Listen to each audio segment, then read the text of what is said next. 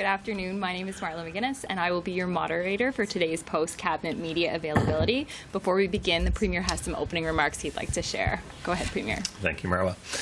Good afternoon, everyone. Nova Scotians are struggling. There's no doubt about that. Rebuilding will take time. Fiona has left a mark on our province that will not soon be forgotten. I've spent most of this week traveling around the province, assessing the damage, speaking to impacted Nova Scotians, business owners, and working on the best ways we can as a province help each other. Cleanup in the aftermath of Fiona continues, but there is still extensive damage all through Colchester, Pictou, Antigonish, Guysborough counties, and of course certain areas of Cape Breton. EMO is working with partners to remove trees and restore power as quickly as possible, but the damage is truly extensive. We've asked the federal government for more military help here. I understand we have just over 300 military personnel on the ground, and I am thankful to the federal government for that. But we need so much more, and I believe so much more is available. So we've made the formal request, and we hope to see more deployments from the federal government. We have incredible military resources stationed right here in this province, and I know that they would want to help. I know that they would drop everything to help. And I urge the federal government to give us, to deploy more of the support that we need. Earlier this week, we announced support for Nova Scotians impacted by the storm. These programs will open today. Applications will be processed as quickly as possible so we can get funds moving, get funds to Nova Scotians, to those in need. But we're expecting many applications, so it might take time, but we will move as quickly as possible. Our intent is to support Nova Scotians. We don't want to have an onerous, time-consuming process. We want this to happen as quickly as possible. Government's job is to help people when they need it the most. Now is that time in this province. We are continuing to determine the gaps, and we're working on programs to support certain sectors that have been particularly hard: agriculture, forestry. But we also know that the power outages and storm damage have caused many businesses across northern and eastern Nova Scotia to close. They have already had a rough few years, and it just keeps piling on, and we want to help. So for registered small businesses that have been forced to close for at least 5 days on account of Tropical Storm Fiona, we are establishing the Small Business Hurricane Relief Program. It will be a one-time grant of $2,500 to impacted businesses. Applications will be open up in the coming days, and full details will be available online or by speaking to your MLA office.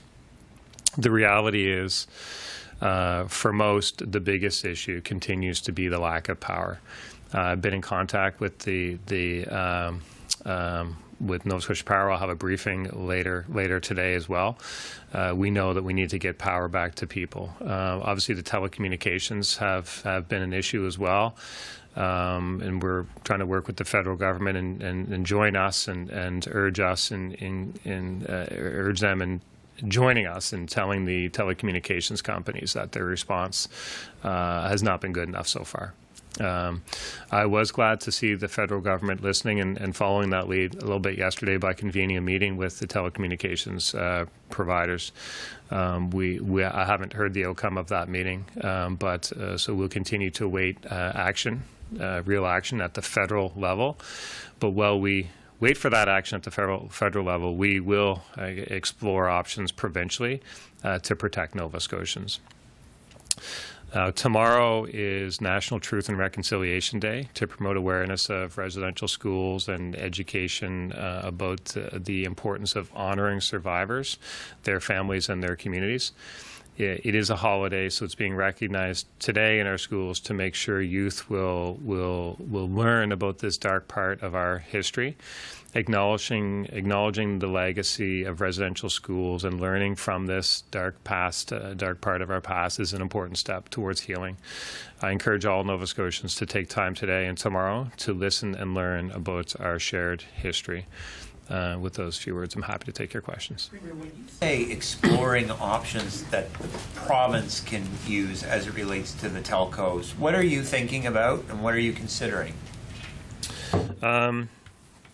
We're considering a number of things, but I would say first and foremost, there's no reason that I can think of why the telecommunications companies weren't participating fully in the command center operations leading up to the storm, during the storm. I think that should have been something that they were willing to do. But we'll look at a number of things. But that would be the first place that I want to start, to make sure that they participate with all the partners in making sure that we keep Nova Scotians safe and that they're connected to the world. Are you somewhat limited, though, in the sense that it is a federally regulated sector?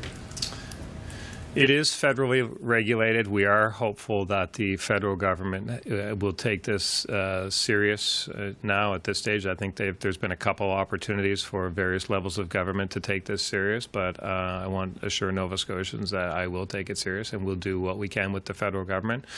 What we can do on our own, we'll do that as well. That's one more and then get out of the way. You mentioned you've not heard back yet from Ottawa, but do you have plans today to talk to either the Deputy PM or Minister Champagne about the meeting? I'm hopeful that I get a briefing from them, but I'm really focused on a bunch of other things in the immediate short term. I'm hopeful that they see value in reaching out to us to tell us. But in the days and weeks to come ahead, there'll be a lot. There's a lot to discuss on that file, whether it's today or not. I'm not sure. Mayor, you heard the response to your letter from representatives from Bell and from Eastlink. What did you make of their suggestion that their coordination on this was top-notch? I just have I did read about their responses. The only evidence I'm considering is the experiences of Nova Scotians, and that's that they couldn't access. This is not an inconvenience. This was a major impediment to the early steps of the recovery. It made it very difficult to do wellness checks, to check on people. I would have liked to have at least heard from the telecommunications companies that they could do better, or that they were sorry. But to hear them say that everything was just great falls well short of my own personal experience and the experiences that Nova Scotians related to me, and that's the experience that matters. Restoration efforts, you mentioned that you're looking for more military support, and there's still Nova Scotians that are without power in the dark right now. The level of restoration, are you okay with it? Is it just speaking to the devastation of the storm and its wide impact, or calling in the military? You hope we should be further on with more people in power right now? The damage is extensive and it's widespread, and the damage can only be the restoration efforts is going to take human intervention, and it's going to take people clearing trees, moving debris.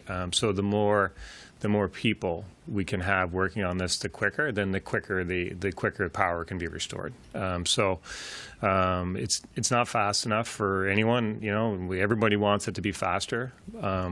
I will say this: I've in my travels around, I've stopped on the side of the road and talked to a number of tree cutting crews and power crews from this province, from other provinces, from states. And I will say that every one of those crews is working extremely hard, and they feel the urgency. So I know that the on-the-ground effort from the people that are here is admirable. I would like to see more people here helping. How many more, Premier? You say you have 300 military personnel in the province now. How many more do you think you need? As many as possible, but I think here's what I would say. In a province where we have something in the order of 10,000 military personnel stationed here on a full-time basis, it's my personal belief that pretty much every single one of those people would drop everything to help their fellow Nova Scotians should they be asked. And I would like to see those deployments made. Having a few hundred troops, I think it's in the range of 350 right now. We're grateful for that. That has certainly been helpful. Why that's not 1,000 already is something I'd like to see addressed. Complaints you made about the telcos are the very same ones Stephen McNeil made after Hurricane Dorian. And at that time, federal politicians suggested they would do something about it. Do you have any more reason for optimism that something will happen this time? Well, the initial, I think there was some initial agreement from the current sitting federal government, from some of those ministers. So hopefully, I would ask that they see it through, past some initial words. So, but look, I'm very focused today on keeping people safe, getting people shelter, making sure people have water, making sure people have food. But I want to assure Nova Scotians that focus is going to switch very, very quickly to making sure that we don't find ourselves in this situation again. That includes the telecommunications companies. So if the federal government drops the ball again, I won't. Whose decision was it for Dr. Orrell to take the job with Cape Breton University? I don't know the specifics on how the discussion might have started, but what I would say is, Dr. Orrell remains part of the health leadership team. He remains an active part of that team. The opportunities at CBU for the medical school and to advance, I think CBU will benefit from Dr. Orrell's wisdom for sure. And we as a province will continue to benefit from that. And in terms of the actual recruitment efforts of the province, I mean, I'm very, very comfortable with Dr. Boutler and ADM Beaton's efforts on this as well. So I think it's a good situation for everyone, and Nova Scotians will benefit from it. Say you'd like to see a medical school established at CBU. I think this is the first time I've heard somebody from government directly refer to that. Well, what I would say is it's a discussion I've been hearing from Cape Breton, from a number of medical personnel and others. It's definitely something I'm interested in. But training healthcare professionals, training more and more healthcare professionals in this province is something that I think is important to the long-term security of our healthcare system. So I have those discussions with anyone who shares that interest. Well, we were asking, I guess, back in July about his status, and we're getting very, non-committal answers from particularly the health minister. What was going on? Now that where he's landed has been announced, can you tell us, why was there such a sort of vacuum of information at that time? Yeah, I think with these human resource issues, when there's there's always kind of moving parts, and you want to make sure that things are kind of final and formal before you start talking about somebody's career. But so I think Dr. Orrell has an incredible amount to offer to CBU, to students at CBU. I also think that he has an incredible amount to offer to the province, our healthcare system in general, and recruiting. And I'm pleased with how it's worked out. I think everyone is happy with how it's worked out, and I think Nova Scotians will benefit from it. Still doing the recruitment job over the summer? Yeah, to the best of my knowledge, he's been an active participant in the health leadership team through the summer. I mean, vacations notwithstanding and this type of stuff, but he's still part of the health leadership team. Sorry, one more quick one. One more quick one on the deputies, if we could. Minister Montroy was also replaced last week, and I don't know how you would characterize it, but she was given severance, so it looks like a firing. I'm wondering what happened there. Oh, certainly I want to thank Kathy for commitment to the province through some difficult times in many areas, but certainly education, COVID through the system. So I think she's been a great champion for education in this province, and there's lots to do on the education file. So I certainly wish her well, and I know that we'll be in good hands in the education file. Why was she shown the door? She was given severance, replaced with an interim person. Well, that's your characterization on showing the door. So I think, look, these are human resource issues. There's all kinds of things, but I mean, there's been a lot of moving parts over the last few years, I would say, and we're just looking to the future. I know you've been around the province and you've been able to assess a lot of the damage, and we talk about, learning things in the telecom perspective, but I'm wondering if we're learning anything about building more resilient infrastructure, from this. Is it going to be important to maybe build more, resilient hydropower infrastructure, given that we might see more storms like this and more severe? I think there's definitely will be lessons to be learned. I mean, there's an ongoing discussion that's always happening about burying power lines. I mean, these are discussions that will gain in intensity for sure.